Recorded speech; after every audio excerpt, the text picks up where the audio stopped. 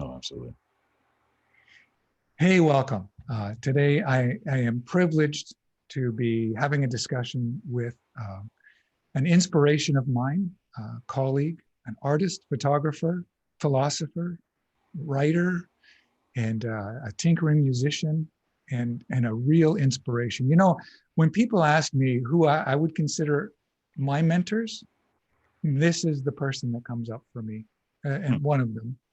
Um, he has a real mentor's heart. He's a teacher, he's a guide, and I want to welcome John Paul Caponigro. Welcome, John. Oh, thank you so much, Ron. That's very heartfelt introduction. It's always a pleasure spending time with you. Yeah. Interest. I'll just make it an admission. We just did a false start, and I asked you a couple of questions, and the record wasn't happening. So thank you for your patience. And absolutely. Yeah, this is life online. But I guarantee you, just like my answer said, my answer is going to be a little bit different than the last. I know it'll be different the second time. People always ask me, "Can you repeat what you just said?" And I say, "No." Not verbatim. I can give you the general idea. We're going to talk today about the idea of curiosity. I love curiosity. We're going to talk about words and legacy. Hopefully, we're going to talk about the print. And I know, John, you mentioned when we were talking earlier, you have an exercise and a little video about an experiment you've done with one of what may be becoming one of my favorite tools, my phone camera. Yeah. And interestingly. But what I wanted to open up with was the statement that you make in the opening part of the video I watched this morning, which is, and I quote, "How artists get there is just as important as how they arrive." And that's a profound statement, because I really believe in the statement that it's so overused, but the statement that you connected this to, it's about the journey and not the destination. So can you tell us a little bit about that? It is really a paraphrasing of the journey is the destination, but I think that it highlights a couple of things. We are dynamic processes. So if we talk about the creative process, we are the creative process. Things are constantly changing. It's not just about our tools. It's also about the context. It's also about what we bring to the event of making something. I really consider it an event. I think you were speaking about getting to Antarctica and how important getting across the Drake and having a Drake shake changes your experience of your first encounter with that wonderful creature, Antarctica. It gives you a deeper sense of appreciation, not only for it, Antarctica, whatever that is. It's such an immense mystery. I'm still chewing on that after 12 journeys there. Yeah. And every journey is different. And I think that's so important.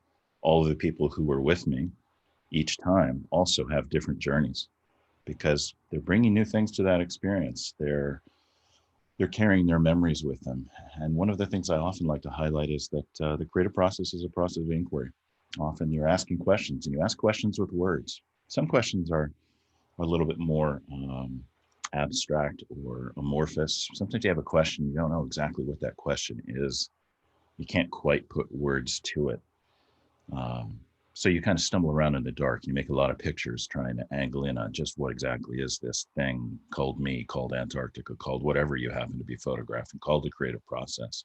You have to get some skin in the game. You have to make some images to try and find your way. But ultimately, I think it's one of the reasons we like to share our images with other people and why feedback from trusted friends or sources of insight, be they mentors or otherwise, can be so helpful is that they can help us put words to experiences. And those words can often help us gain insight into what's going on. Because you can say, well, there's the picture. Do you like it? Yeah, okay. I encourage people to go further and say, well, why do you like it? Yeah. How many ways do you like it? And then there's the flip side of it is, well, here's a picture and it just really, I don't like it. And what don't you like about it? Why doesn't it work? If you can answer those questions, you can reverse engineer your next success. So. Yeah, that's so important. In our mentoring community, one of the things that we require is when you share images for feedback that you give us some context. Yeah. Because there's two kinds of critique really, and one one of the kinds of critiques is what, Scott Kelby does, the blind critiques. And Mm. while they have a place in developing your portfolio, they're not as helpful as the informed critique, which says, you tell me what you're trying to achieve and I'll help you get there. And this is my favorite kind of critique. It's a feedback type of loop where we present an idea and an image, we get feedback, then we reapply and we get more feedback. And so there's that two-way conversation about our work. Good questions are very important when we're trying to grow. Yeah, I completely agree with you on the reviewing thing. It's a different kind of feedback. Yeah. Words are important to me. I did an exercise a while ago and I keep modifying it, but part of my thinking as a business person and as well as an artist, or, we all have these hats we wear, the business Ron, the artist Ron, the dad Ron, the grandpa Ron, we all wear these hats. And my business Ron deals a lot with words. What copy do I use on my website? What do I talk when I'm talking to clients? Because I do a lot of portrait work and I do workshops and I teach like you.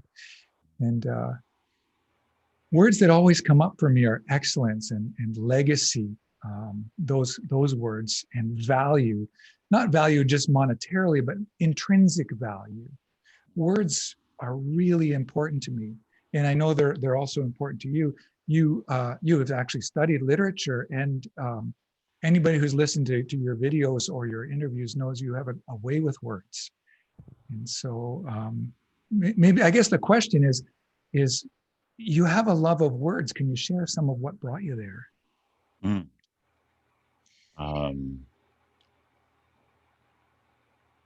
If I really think that's a great question, Ron, and I need to come back to that because this is just Sure. off. Yeah, we're doing some off the cuffs. Yeah, I'm that way. I jumped a question on you, but No, but that's a question to hold for a lifetime, and those are the questions I absolutely treasure. yeah. I often ask my students, can you track back to the moment photography really fascinated you? What was that one moment where just something turned on and you said, this is for me. I got to learn more about this. Not just, oh, that's nice. Like, oh, that's captured me in some way. We always talk about capturing photographs, but I think the photographs that are really good capture us as well. And so getting back to like, what's the first moment, here I am a writer, but I haven't asked the same question. I've asked the question on my own image. And I know, like in my creative process, I know why images, or I know why the shutter sound is so addicting, but words, what draws us to the words? I have to say, and just like the images, most people track back to when they're little kids, sometime before the age of 8. There's this deep eternal impression that often people have a hard time tracking back because it's so far back in the past. And if I'm going to answer your question about words, I have to go back to, it's probably reading with my mother at a very young age when she's reading me stories. And the things that captivated me most were sacred stories from Ireland or Japan, or fairy tales, folk tales, myths, the kind of thing that I continued to study. Well, today, I devoured that stuff when I was in college and read everything Joseph Campbell wrote, and looked at what the Jungians said about those sacred stories. But there's something about my mom reading them to me as well that deeply touches me, and it's worth me. Well, maybe I need to go write about that to kind of really find out what's going in there, or just find out more about what's going on. There's this wonderful essay I often share with my students, and I'll send it to you if you want. James Hillman, father of archetypal psychology, disciple of Jung, did a very interesting collaboration with an abstract painter. And in her abstract fields, very large canvases mostly, somewhere below the paint would be buried this endangered species. And so Hillman wrote about the animal that was inside the painting, but not about the painting, just about the animal. So there was this resonance, this kind of vibration between the word and the picture. His essay, A Snake is Not a Symbol, is all about dream interpretation. But if I were to run a curriculum that encouraged people to interpret and appreciate images, I would make this required reading, and I often do read it to my students. A snake is not a symbol. It's so much. That would be wonderful to forward that. That would be great to look into. Thank you for that question, because now I'm going to have to spend a little time. You're going to have to come back to me on that one. Yeah, that's a future discussion we'll have. Well, I'll give you the Um, follow-up on the image. And I've asked this question to so many great photographers. I've got 50 conversations on my website now. I always ask them that question. And usually the photographs that they value the most, and quite often, not always, but quite often, become their most celebrated photographs are the ones that surprise them. So somehow we prepare the mm, ground by honing our craft, but then we also have to be open. And somehow it's almost like that electron jumping out to that next level. There's this whole new energy input, and you see things in a whole new way. If I go back to why yeah, I got interested in photography, my father was photographing the megalithic monuments with his big old view camera. My mother was taking care of me while we were roaming around the landscape, reading those fairy tales. And she had this little Olympus. And in the Irish fairy tales, all black animals, animals that are all black, are spirit animals. They're pukas. And so we saw this black cat running across the hedgerows, and mom got off 3, 4, 5 shots before it got into the hedgerow and disappeared. yeah, yeah, Weeks later, I'm watching my mom flip through the little 5x7s, and her jaw is just slowly opening as she can't find the cat. She goes back 3 or 4 times, and we knew we were both there. She got it off. It's like, what, the vampire's reflection didn't show wow. up, or like, what is this? Was it really a spirit animal? So Yeah, when I look at my work, and I'm thinking, so much of my work is about um, how the material world shows us these invisible forces all around us. As Buckminster Fuller says, the wave is not the water. The water merely shows us the passing of the wave. It's the same thing mm, with dunes. Dunes are moving constantly. Everything is flowing. The crust is flowing. The crust of the earth is flowing at a different rate. And so, yes, I know seeing is believing, but if I just drop something, I still believe in gravity, even though I can't see it. I can see the effects of it, but I can't see yeah, gravity. Probably goes back into that deeper question of, do I have a soul? Do I have a spirit? How do you know that? Can't exactly put your finger on it. Can't exactly see it, or can you? Because when I see a musician light up and they're giving a yeah, really inspired performance, it's something about them glows. yeah, The sense of illumination is very powerful. yeah. Yeah, I believe in the soul and the spirit, and yeah, I believe the evidence of that is in the life we live, in words like our legacy. We can see that there's more than just the sum of our actions. Yeah, It is the legacy of our lives, yeah. and I think that speaks to soul and spirit. Um, I'm going to come back to that word curiosity, and I'm going to attach it to the word playfulness as well. Um, uh, but I just want to hear before I get into these couple of things that you wanted to share today, and I think they're going to be perfect. Is this idea of curiosity? And before I share that, I'm going to preface that with just a very short bit of my own journey, and that is that, in a sense, curiosity was an element in saving my own life, my own life physically and my own life creatively. When I became curious, when I learned to ask questions, when I really started to dig deep, my life was in a turnaround. I was moving from being somebody who was embraced in the effects of a mental illness to somebody who was an overcomer of the effects of mental illness. And curiosity, the act of being curious about things, to have a question, to pursue something, I think was transformative in my journey. Mm. And so I wrap curiosity around a little bit of a cure-all for creativity. What are your thoughts on that? I agree completely, and I think creativity feeds a part of us that can't be fed any other way. And we can get little surrogates looking at somebody else's creativity, get a little hit here and there, but it's not the same thing as actually engaging in it and making something your own. That feeds the spirit, feeds the whole thing in a specific way. Um, Mm-hmm. Creativity for me links directly into meditation. And that doesn't have to be denominational. All major religions have different forms of meditation. Let's just call it mindfulness. I kind of prefer that because people load this notion of meditation up with a lot of baggage. Oh, that's not really meditation. No, let's just be more mindful, okay? Which means really tune in, which means really get curious and find out what's really happening. What is your experience of your body? What is your experience of your breath? What is your experience of your mind as you're walking through a place? what is that experience? And you realize a lot of times the mind is getting in the mix and kind of controlling the whole show. And you need to just like calm a little bit and leave a little space for the heart, but also leave a little space for the body of just really being here. We're told things work a certain way, and that consensual envelope helps us interact with each other and forge great careers and manipulate tools really well.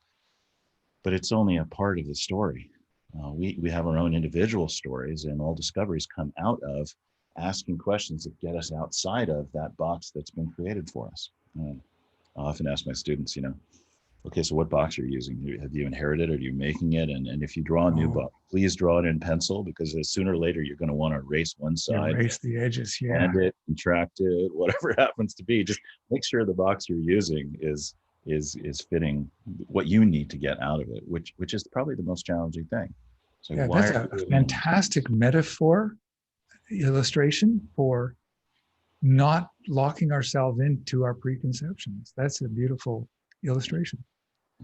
Yeah. And in fact, I think, for me, photography, any creative discipline, is about finding different ways to expand my understanding of this experience called being human, called life, called the universe, which not so separate. It's all kind of one continuum as far as I'm concerned. Yeah. It's a wonderful way of interacting, of getting engaged. And each discipline encourages you to engage with the world and yourself in a different way.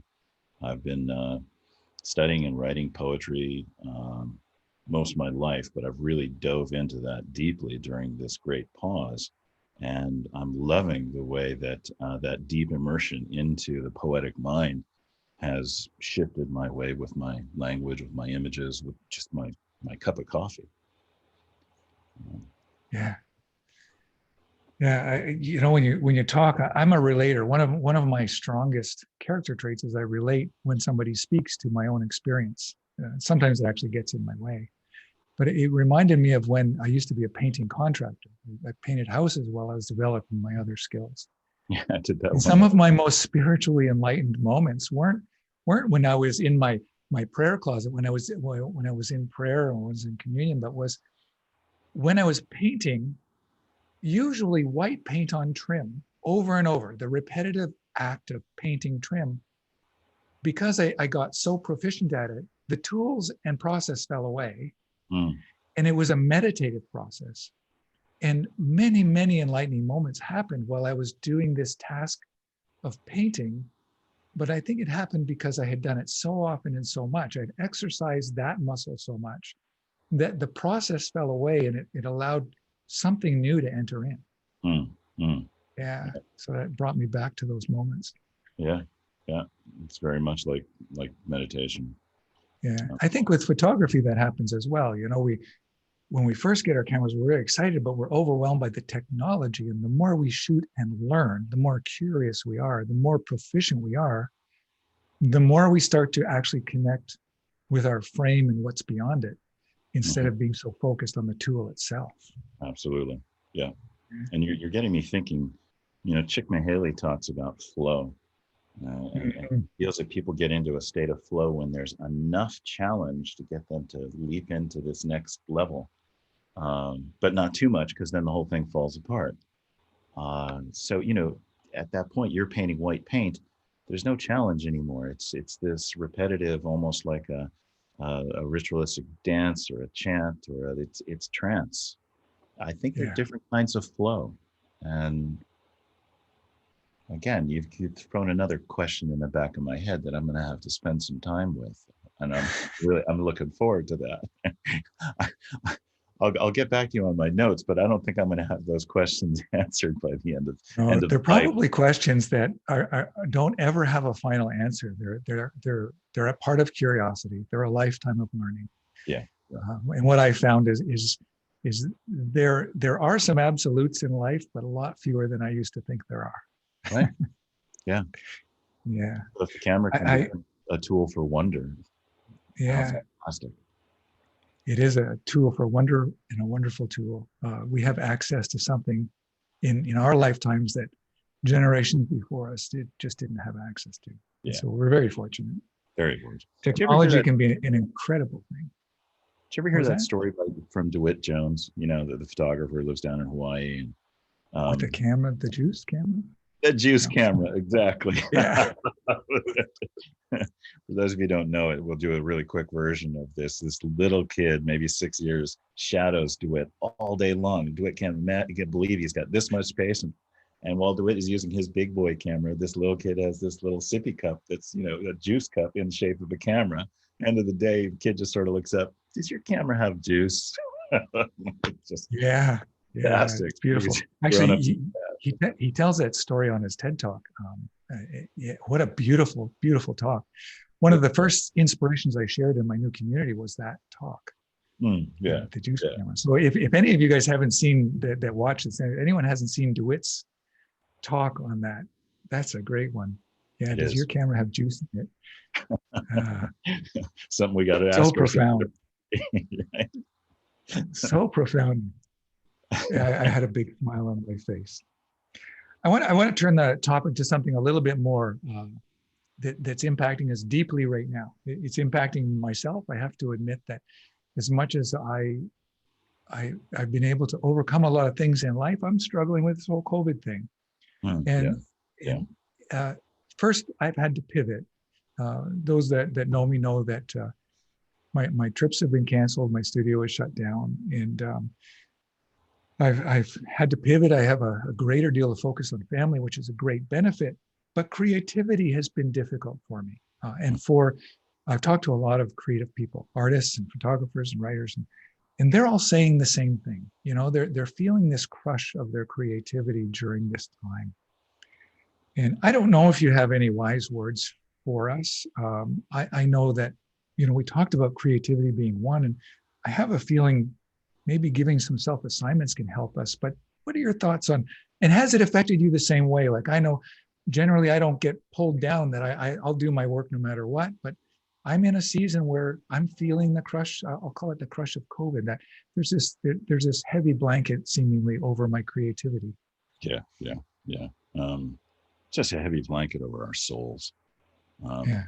You'd have to be numb or a robot not to feel for the kind of death, and then all of the other strategies that are going around environmentally, the political struggles. It's a really challenging, heavy time. I'm actually doing I'm doing some work I've resisted for a good 10 years, and really dark work. And I'm just going with that darkness, and that body of work has gotten going. I'm going to release it real soon. It's called Global Warning, and it's about climate change, not about the pandemic. Honestly, there are other aspects of this slowdown time. And before I get into that, just as an offering, creativity has been my salvation through this really dark time. And I'm struggling with the same kinds of things. My trips are not going. I actually last week just had the first printing workshop with half capacity since February, when I get back from Antarctica. My therapist has been saying that I needed a sabbatical for years, and I'm like, I just can't afford one. And now I was given my sabbatical. Oh yes. And so what have I done? I've made 200 new images, finished 2 bodies of work, written 2.5 books worth of poetry, taken a workshop on poetry, taken a workshop on nonfiction. I'm writing the nonfiction book I've wanted to write for 5 years. I'm writing the poetry book that I've been wanting to write for 30 years. It's given me the time to get to things that were one day, some days, that has really changed me. I know that I've changed through this process. I've been saying for a long time that I needed a pause every year to be creative, to fill up the well. And somehow that always got cannibalized. I'd get it in little fits and starts, but I've rebelled because I know I've got such a busy life against the idea that you have to have these long, deep immersions to really get your best work done, because how can you engineer those?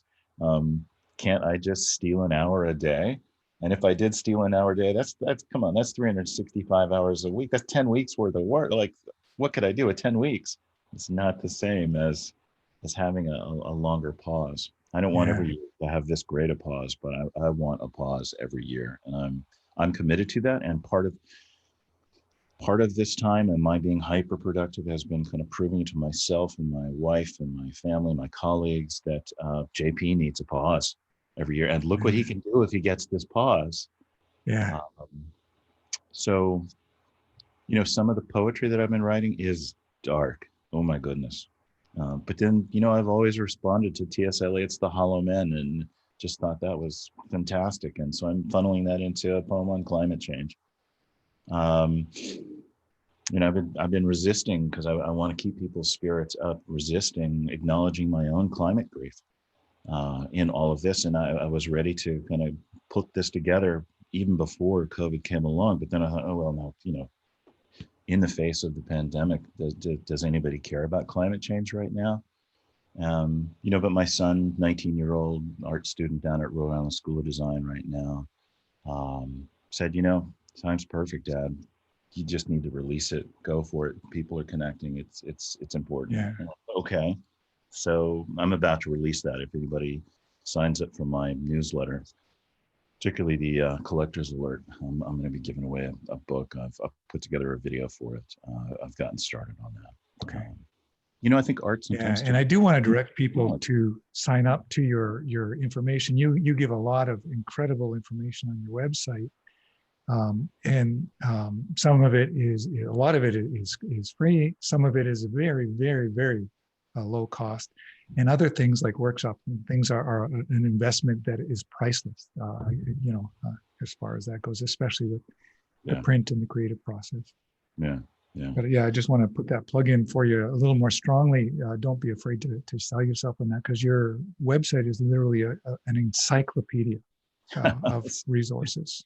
Somebody was just accusing me of that last week. That's right. It's, you know, it's been a 15-year project. Yeah. And kind of a wonderful way to give back to a lot of people. You know, yeah, and giving back, boy, that's another topic we can go down. Yeah, it is. So anyway, you know, I think we just need to get busy. You know, stay busy. Even when you don't feel like it, just go to work. You know, W.H. Auden, the writer, was asked, "Do you always write when you're inspired?"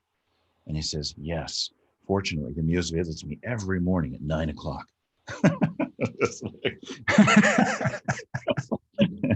It's like, you know, carve out a little time and show up. It's not always going to be good. That's just part of the process. You know, I think Austin Kleon speaks to that very well in his books. You know, like, okay.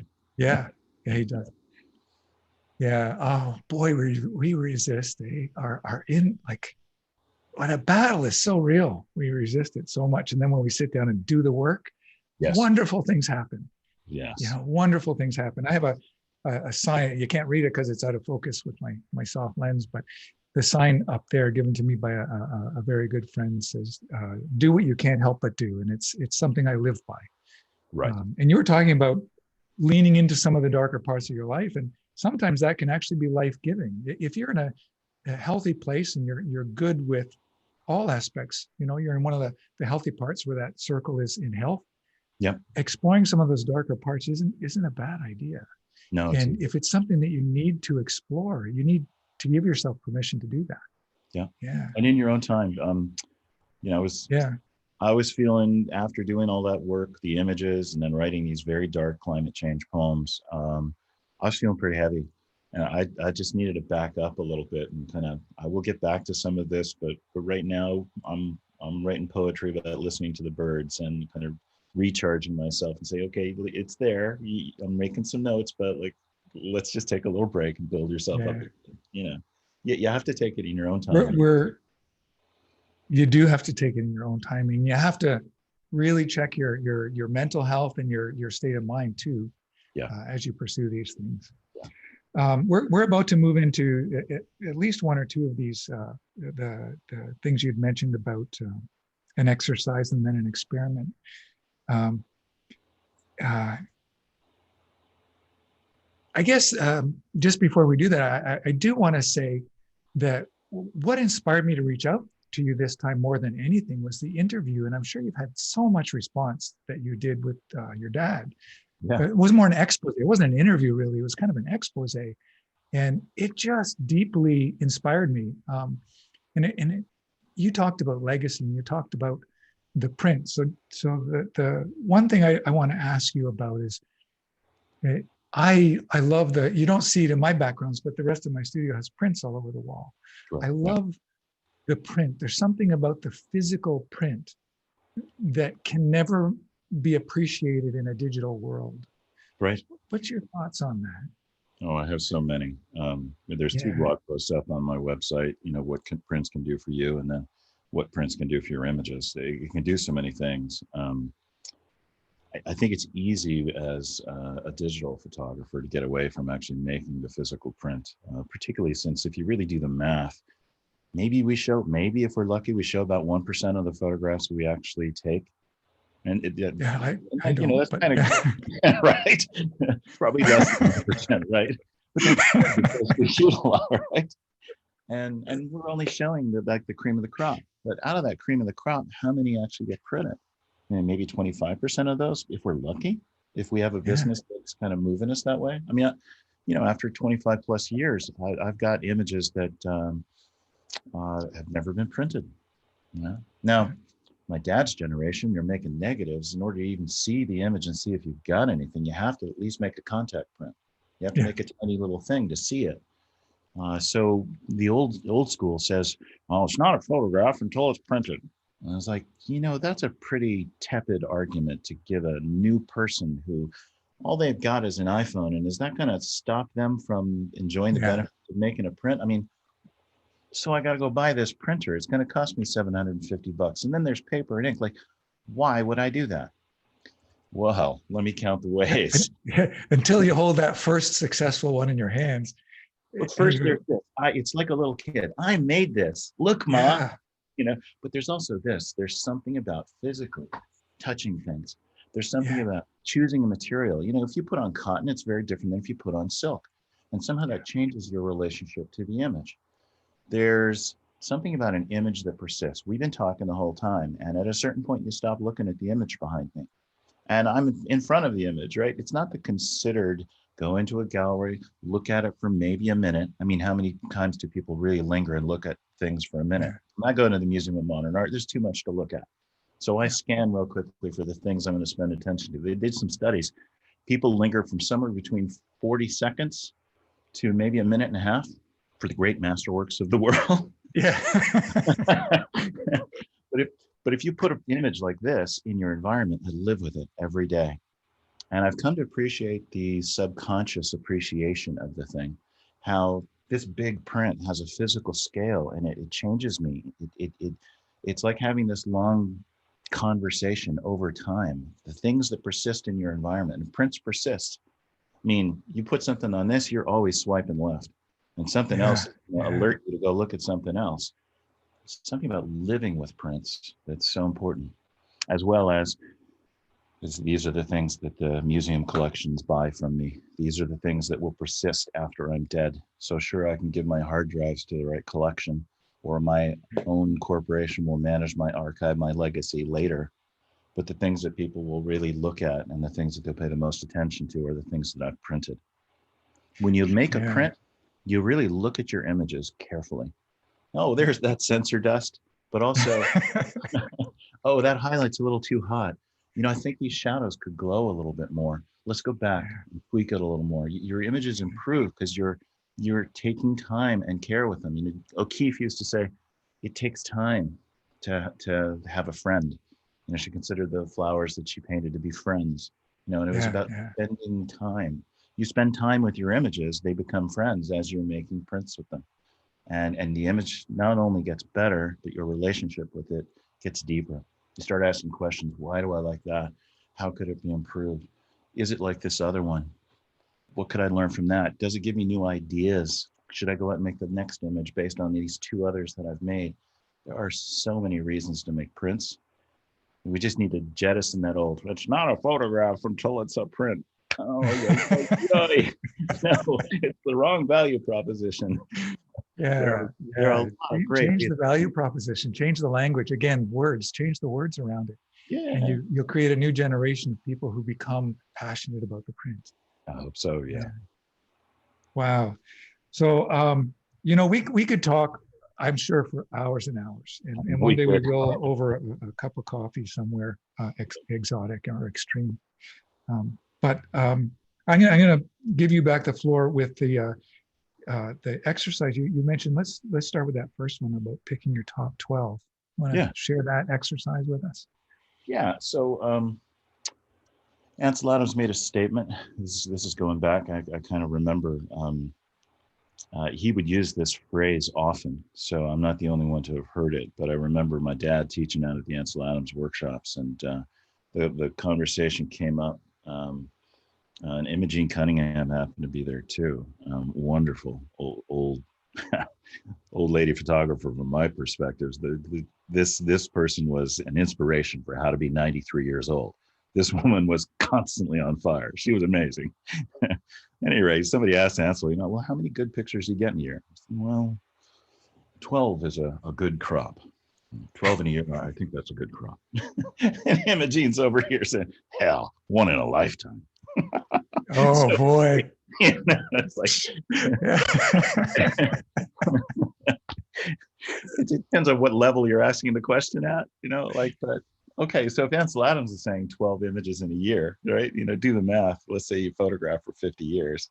You're lucky to have 750 images in a good career, 750 good images. Okay. Yeah. And in one a month, that seems doable, right? I mean, maybe you do your homework last minute and you have a phenomenal month because you didn't photograph the last 11, but you might be able to knock out 12 images. You go to a place like Antarctica.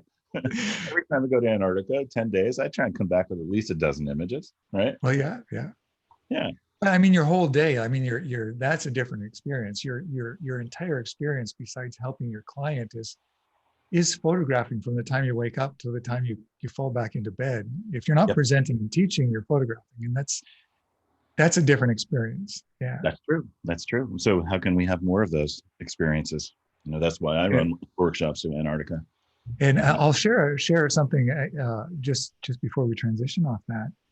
When I was in Antarctica the first time, my first trip was a 5-week trip. It was 2 back-to-backs, and it was a 5-week trip. And it took, like, my images, like, I was so, after 2 weeks, I was getting depressed. I was disappointed in my work. And I was so overwhelmed by what was in front of me. I didn't know how to interpret it. Right. After 2 weeks of full on, I was like, how do I do this? And in the 3rd week, something happened. This transition happened. I just started to see it all. And I literally poured out work that I was proud of for like this burst of a couple of weeks. Was really like, I can say I could probably look back and pull out at least a dozen that would become signatures for me. Yeah. But that process of being deeply immersed in an environment took time before it matured out of me. Now, maybe now, not that many years later, I would respond more quickly, but I find that's very common when I go somewhere to be entirely overwhelmed and not really be able to interpret what I'm seeing for a while. Right. And I do think there are many ways to accelerate that process. Yeah. Just a couple. Look at other successful images from that location before you even go. Find out what the memes or the icons of that place are and how it sets up. Shoot those and get it out of your system. Realize those are the photographs that are competent, that everybody takes, but they're not necessarily yours. Make a lot of planned experiments. In other words, try new things. Keep pushing. What didn't make those images? What isn't in your images? What's your experience like? Put some things down in writing and see if those abstract concepts or themes can help you stop making pictures of things and start making pictures about things.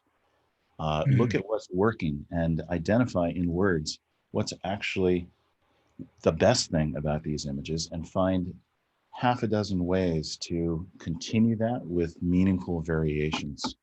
Look at a contact sheet or a collection of your images that is sequenced and find where the gaps are, what's missing.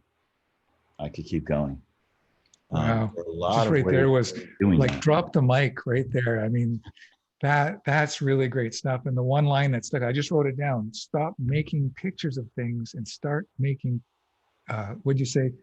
Pictures about Pictures things. about things. Yeah, Right. pictures about things. Right. Wow, that shifts the perspective, doesn't it? That shifts how you're looking. That's the whole object, is to shift the perspective from. So important, because photographers go out and think, okay, I'm a wildlife photographer. So you go out and you shoot a lot of wildlife, right? Okay, I'm going to get the trophy. I'm going to get the elephant. I'm going to get the big five. I'm going to get the things that don't exist in Africa. I'm going to survey this stuff. But, again, what are you really bringing to the picture? How is Art Wolf's work different than Brandt's work? Yeah, They're totally different. They have different sensibilities, different. Well, ultimately, the statements are quite different. If Art is talking about camouflage and yeah, Brandt is talking about disappearance, it doesn't matter whether he photographs a lion or an elephant, things are disappearing. yeah, So I think it's important to identify not just the subject, but the theme. And that theme is what the work is about. The subject is what the work is of. And they're very different things. yeah, Plus, you tell stories with images. Every picture tells a story. Rod Stewart was right. yeah, Um, but a series of images can expand that story, can create an arc, a sense of motion. And even abstract photographs can tell a story and create a vector. All those colorful fields that Rothko painted ultimately moved into this very dark chapel in Houston. It's like, and you sense that journey. There's this arc of development. Again, the process. So yeah, of and about, so important. yeah. So important. Uh, Pick your top 12. What share with So us about that? so we're back to Ansel and Imogene. 12 in a year is a good crop, right? Saying, okay, so what are my top 12 images from each year? And actually, this is something that I do. I was going to say religiously. Let's just say I'm disciplined about doing it every year. I take some time, either just at the end of the year or just at the beginning of the year. That's my New Year's resolution, is to take the time to reflect on what was done the year before and make some plans, which again are written in pencil, because who could have planned for COVID, or who could have planned for, right? Plans. You got to. I agree Yeah, with Ben Franklin. Planning not to plan is planning to fail. But I also agree with Paul Allen. You got to work your plan. Right? yeah, So, yeah. Both statements can exist together. or Colin Powell's favorite quote from a German strategist, Helmut von Moltke: "No plan survives an encounter with the enemy." Yeah, I get it. So I need to be flexible. I like to go in with a plan, but I got to work my plan, and I feel the best plans evolve. I look back at all of the images that I made in a given year, and I'm not talking about all the contact sheets or the thumbnails. I'm talking about the ones I selected, the ones that made it into collections, the ones I put up on my social networks. You say, okay, out of everything that I've released this year, what are my top 12 images? And I just collect those. I actually make a blog post out of it as a way of collecting it, but also people like to look at it. It's useful for me. It's interesting to them as well. It actually helps drive sales in some cases. Um, Yeah, it helps me identify that. And then from that, I also say, okay, so what's the one image? Kind of lead the blog post with that. If you had to, and here's a fun one, if you had to get rid of all of them and you could just keep one, what would be the one you would keep? Now, sometimes that's not professional, that's personal. And it's very interesting to watch some of my alums come in and say, well, I know I'm really good at this, but there's this one image of my daughter that just means so much to me. I say, uh-huh.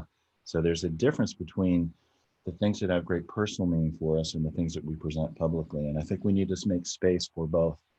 They're different kinds, different qualities. And if we try and put the pressures of a professional, all those professional concerns on the things that are very personal, sometimes that distorts things in a less than useful way. I mean, that's another mm, way of getting at it. Talk about the power of language. I often don't ask, is it good or is it bad? I ask, is it useful? You know, mm, and students will constantly come yeah, up to me and say, should I do this or should I do that? It's like, don't shut all over yourself or me. Let's ask better questions. What happens when I do that? that's a very different question, because now you have to start to make some observations about what's really going on and what's really happening. You start to understand the whole situation and the results better. Other things, how can I do X? No. How many ways can I do X? And could that lead to Y and Z? Just Yeah, the most powerful questions. Why, right? what, how? Yeah. So, I can show you a quick slideshow of my top 12 for Yeah, my that'd be great. Yeah, top you can 12 do in a my screen life. share. And Yeah. I'm pretty sure that's turned on for you, so you can screen share there. Yes. Post disabled attendee screen sharing. Okay, let's try that. Is it turned on for you now? Yes. Okay, good. We'll get this down. Yeah, I'm glad you do, because I'm still new on it, because I've been in hibernation here. I've been doing so much on Zoom. I'm getting better at it, but they've also been changing things. Well, Yeah, so we see your screen fine now. It's full screen for us. Looks great. So 12 images I'm going to show you, and I'll come back to this. This is over, I started out as a painter, but I got started in 1990 when Photoshop first came out. So this is over 30 years. These are the ones that mean the most to me over the top 12.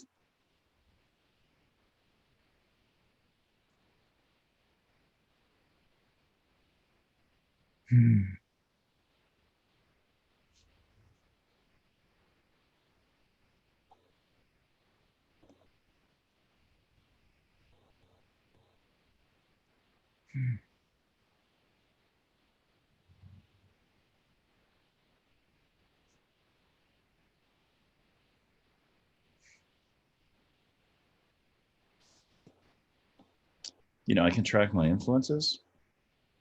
I can tell you what was going on at the time. I can make statements like, one of the journals that I make is a list of all the influences, artists who influenced me at the time they influenced me. And if I look at that list, it's really just a timeline. In the last 10 years, it's been sculptors more than artists, more than painters or photographers, and that makes sense given this. Well, I consider my work virtual environmental sculpture. If I had to throw all of these out, please don't make me. I won't, but it's a useful intellectual exercise. I keep this one on my desktop just to remind myself this has a set of qualities that are really important to me and very fulfilling. I could tell you it reminds me of mandalas or the religious painting that I studied when I was in school.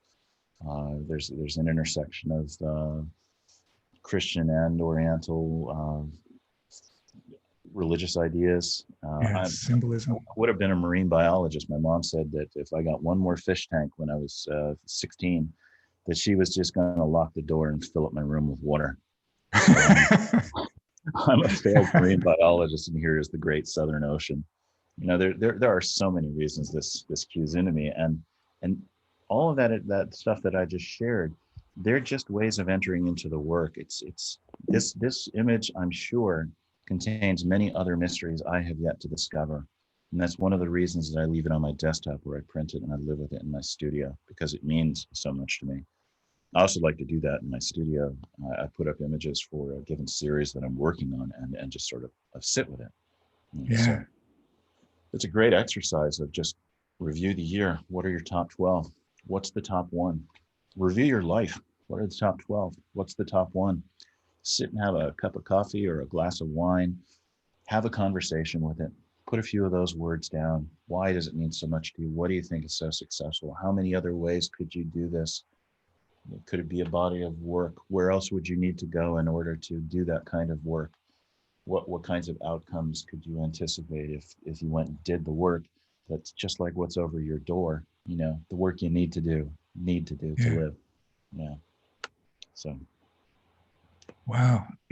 It's interesting. One of the things I do with my students when we're doing a group kind of like an individual critique session where they bring 10 or 12 images to the table, is I often look at them in the grid fashion. And it helps us identify the language of the person, the level they're at, where they're going with their work. Yeah. Your work, every image is unique. but the body of work speaks as a whole. Like just looking at that, it was like, just my mind popped because I've seen all those images and they all have had an impact, but I've never seen them put together in a row. And it's just, it speaks about you as the creator of those images, even though each one is so uniquely individual.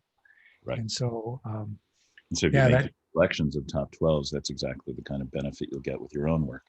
Yeah. So yeah, it's so important to point out this is an example of somebody who has matured their vision, work, and language to be cohesive, yet each individual component can be quite unique, creating new images all the time, even though it's speaking to a larger body of cohesion. Right. And that doesn't mean you can't do new things. I always look to Picasso and Madonna for reinventing themselves. Picasso had a rose period, a blue period, a cubist period. He had all of these things. And if you just took two random things from those different periods and squash them together, you'd say, who is this guy? Is it two different artists? And yet in the series and the way that he released them, you kind of follow his arc, and he has these kind of quantum leaps at different stages, just like every Madonna album. She's brilliant at marketing. I mean, she's amazing, right? Yeah. I mean, something to respect. Like how can you innovate? A lot of photographers feel like they become known for one thing. Gosh, I can't tell you the number of great photographers. My dad and George Tice used to get together at the waterfront here in Rockport or in Camden and have scotch and trade war stories about how many galleries how many galleries owe you money, Paul? Oh, well, there's this one and there's that one. Eventually someone would find out that, the one gallery used George's check to pay dad, or dad's check to pay George, whatever. And then so the other person would be buying scotch that night. Wow. But at any rate, they would always be complaining about printing the top 12. And they wanted to do new work, and new projects, books, exhibits help that. But they often feel trapped by their success. And that, I remember when Dad released some color work, his entire gallery network just said, we can't sell this. You're a black and white photographer. Yeah. Well, if Dad really wanted to be a color photographer, all he needed to do was stick with it and find the galleries that would show that work. Yeah. Right. He ultimately didn't, and that's fine. I mean, yes. And so now he is a black and white photographer who, by the way, has this little body of color work. Of color work as well, yeah. But you can reinvent yourself. You can shift your brand. You can evolve that over time. It's one of the things I'm going through right now. Most of my work is pretty inspirational. And I'm about to release some of the darkest work I've ever done. That's a real shift. And I'm looking forward to this. I love these pivots. I love these times when people go into that new phase of themselves, and then there's this trepidation about, I'm about to do this. Am I really about to do this? Yeah, exactly. But I'm already in it. Like I'm too far committed to not do it. Yeah. And that's the path. It's almost like the path has drawn you there, and your only next step is to walk over that line. And there's that moment that's usually, not always, usually a breakthrough time, because it leads to a completely new forecast. A completely new horizon. So I'm really excited for you. And if it's really authentic, you're still dragging the past with you. I mean, we always are. Yeah, you can't, there's no cutoff, right? There's a sense of continuum, then that's fantastic. Particularly if there's that zag, but also, but it's also related to the past. That's a good thing to look at. I mean, you could say, okay, everything gone, I'm going to do something completely different. That's fine. I have so many. I don't even know though if that's possible. Like from a philosophical standpoint, I don't know if it's really possible. We can intellectually try to do that, but I don't think we can succeed at doing that. I would say I completely agree with you, and I completely disagree with you. It just depends on the question. But yes, no matter where we go, we're always there. And so we're the ingredient, our sensibility, our voice. And we do the work in order to find out what that is. Because we and everybody else undersell us. We have so much richness and so much interesting stuff that just doesn't get leveraged unless we do the work that we need to do. Yeah. Tell me a little bit, then we'll move on to this little device, for me, it's become one of my favorite little devices. It brings the world to me every day, and Yeah. but it also has a pretty capable image making device on it. Yeah.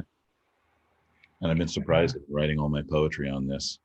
Most of my poetry has come just before I go to sleep or in the middle of the night or when I first wake up. And I'm making Yeah, all my notes on this as well. yeah. I I use absolutely it more and more love, and more. And yeah. You know, it was so, really integral in terms of this body of work that I developed, which was really just an experiment. Um,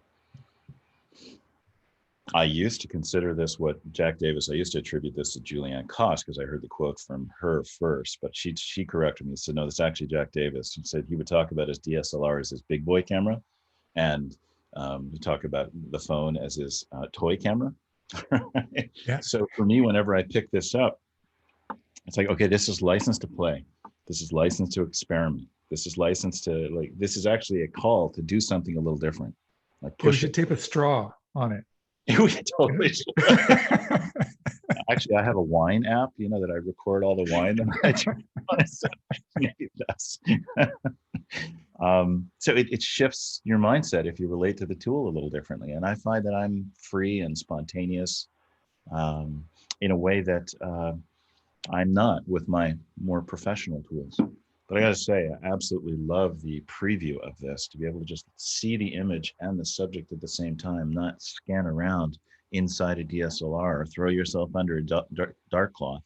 Yeah. Uh, the visualization of actually seeing it and seeing the image at the same time is very powerful. I feel like I can compose better with this. I for years have been asking Canon just to make an interface in the back of your camera where I can just stick this thing to the back of the camera so I get a great Yeah. preview and I can quickly share something to Instagram if I want or whatever it is. You know, like just make this an attachment. Yeah, I don't know why the companies, because that would be, even like mirrorless doesn't even do it because it's not a fully integrated. Like this would be a great integration to even every mirrorless camera. Fantastic, right? I mean, they Yeah, do have apps to be able to control the camera, but it's not yeah. as It's not the seamless. same as an integration. Yeah. So yeah, your experiment. Sure. You want Yeah, to see a little of that? yeah. Let me. Let's kind of wind down with the experiment. Let's see what that is about.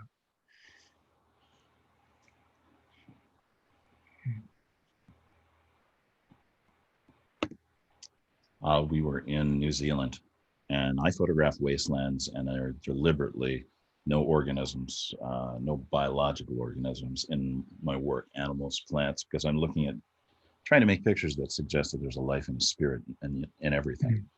Mhm. And so when you put something in there that we conventionally think of as alive, it steals the life from all the other things that I'm trying to talk about. So I'm here in this very wooded, very lush place. We're on this gorgeous lake on a boat. The boat has a guidebook, and on the guidebook, there's this Japanese brush painting. And I've always loved Japanese brush paintings. Remember those Japanese folk tales my mom used to read me when I was a kid. And I just playing, I'm making images, and I photographed this island. And I think, I wonder if I could layer it together almost like the lacquer on Chinese paintings with abstract pattern that I find from the same location, and it worked. And I said, can I do it again? And it worked again. And this is when I start to, when I first have the one image, I'm like, what is this? This is quite different from what I just showed you. It's much more Yeah, maximal, less minimal. It's got a lot more flat abstraction, a kind of a crackly, dynamic, energetic pattern. It's got trees in it. I mean, how the heck am I going to get from the other stuff to this? um, I'm asking myself these questions, and then I get the second one. I say, okay, together, they're actually working with each other in an interesting way. That there's something here, and I'm excited, and I think that's the most important part. If you feel a quivering inside, pay attention to that quivering. Sometimes that's abject terror, like the work that I'm working on right now, and sometimes delight. Most of the time, I recommend you do what Joseph Campbell says. Follow your bliss. So I get back to Mhm. Maine, and there are many more images from New Zealand, but I'm giving you a short version here. I get back to Maine and say, well, can it work in another location? And I'm photographing the rocks in Acadia and the trees and putting these paintings together. They're much more painterly. I'm out in Zion, and it's working. And this literally is just driving down the road. I asked Seth Resnick, we're scouting before a workshop, to stop. I got to get the light on that mountain. And it's just that little mountain up there. And then a mile later, there's some texture that I need. And I'm just looking at a cliff wall in Zion with these stains. On their own, they're not going to be amounting to anything. Together, they really become something. And I think there are echoes of my favorite image in this, and yet it's taken on a new life and it's going in a new direction. It's got a new context. Again, this is all iPhone, processed on the iPhone, right? Printed directly on a Lightroom. Not a lot of Photoshop work. It's all apps. Yeah.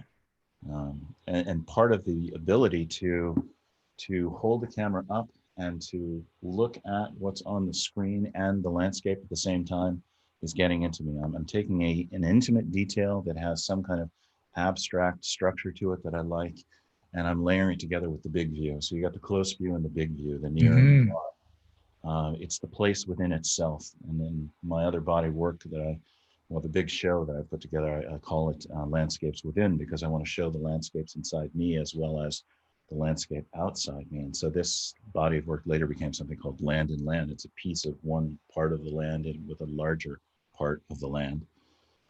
Same kind of idea, but addressed in a very different way. I take it with me to the coast of Spain, and I'm just collecting all of this stuff, seeing if it can work. I'm making all the other shots that I'm used to making, but I'm also flipping into this different mindset, just pulling this little toy out of my pocket and playing. But as it starts to build up, I realize that this is starting to take on some real depth, some real character. I've got big questions about when is an image a study and when is it a finished work? And part of that is spending enough time with that idea, that way of seeing, that way of being, to develop it further and to create a community of images, to have them create their own context. Your work can be a context for itself. Arnold Newman wrote about my work and said he's created his own world, which was really a really nice compliment, because I realized where he's coming from. The modernist painters in the early 1900s often talked about artists creating their own world, meaning having their own way with things, having their own internal logic, developing something that is authentic and unique to them, special to them. So I thought that was a high compliment, something I'm looking for. And there are these other transitional pieces. Like sometimes you realize you start to go another way. No, I'm doing the land, and then this water starting to come in, and this water pattern is the water pattern part of the land. There's something very interesting about this work, and I tried to extend this into Death Valley and started photographing the dune and putting the dune on the dune, and it looked a lot like those water patterns. And I realized that this work with these coursing energy patterns relates a lot to other bodies of work that I'm working on. Yeah. Same body of work, or is this dune relating more to these water patterns that I photographed so many years ago in Acadia, Maine? It might be very different locations, but is it the same idea? I have a feeling that it really relates more to this work, and that's what I'm pursuing now. Yeah. Something like this is probably more related to this than it is to the one on the right. It can work, but it's as if the thing has kind of shifted and taken on a life of its own, or gone back to some original theme, but in a new way. I find very often the seeds for the next body of work are contained in the current body of work, that at a certain point, as you're starting to push and try new things, you bump into something new. And that might then need to just be packaged. They're related. They kind of glue things together, this old other body of work with this other, but I'm looking for those bridge images that tie things together, and ask myself, when is it a different body of work? When does it need to be packaged in a different way? And I do that with all of my images. I tend to work, I'm going to show you a quick web page here. I tend to work, well, now I force myself to work in series, because I really feel like one great picture is a great idea, but a body of work is a way of seeing. So it's a way of developing, a way of being. And so for every project, I put together my own ebooks, my own print-on-demand catalogs. I forced myself to work in books. I watched the power of, I watched my mom design my dad's books, Elliot Porter's books, so many other great artists' work, and watched that curatorial process. And realized how much they were getting out of it, because she's an ace picture editor, and the whole process of putting together that show, that book, they learned a lot about their vision. I remember Elliot, brilliant photographer, wonderful man, so intellectual, couldn't talk about art. When he got a new book contract, he'd call mom, say in a panic, Eleanor, I've got a new book. Come help me pick the pictures. He could make them, but he couldn't necessarily pick them and select them. They're different Yeah. skills. I think these days we need to wear all hats and learn the power of editing, not processing, but editing, selecting, and sequencing our own work. And if you take on a project like a web gallery, an exhibit, a portfolio, a book, even if it's a print-on-demand book and only made for you, just $10, one copy, the process of putting that together will force you to ask the questions you need to ask to make the work deeper. And you'll come to understand the work better, just like when you make a print. Actually, books are a whole bunch of prints stuck together, but in a very special way. Yeah. That's powerful because your language is coming through. Like you see that idea develop, that experiment develop into what's becoming an echo of your other work. Even though visually it's different, it also contains, I'll go as far as to say the spirit within you. Yeah. So that whatever that is, whatever that thing that we can't quite put our thumb on is all over your work. And so I think that's really, the what you've shown us today is evidence of that being a reality. Yeah. Soul and spirit coming through, which brings us all the way around from the beginning. That's right. You do your work to find out who you are and what you're becoming. Yeah, I want to thank you for spending time with me today. I'm going to transition. We have a bit of an audience that we're going to do a Q&A, but for that I'm going to pause the recording and we're going to go into that group room. We're going to do a little bit of Q&A before, if you have some time. I hope you have a few minutes. Sure, absolutely. Before we shut it down. I really appreciate your insights. Please do, having watched this, go to johnpaulcaponigro.com, to your website, and check out the resources and the inspirations, because even just picking through some of those incredible videos and the commentary, the narrative behind the images that you're sharing is inspiring. If you're struggling with inspiring right now, definitely go over to his page and check on the videos. And that's going to pick your day up, and it might really help you overcome that creative crush that COVID's giving us. Thanks a lot. Thank you. It's great.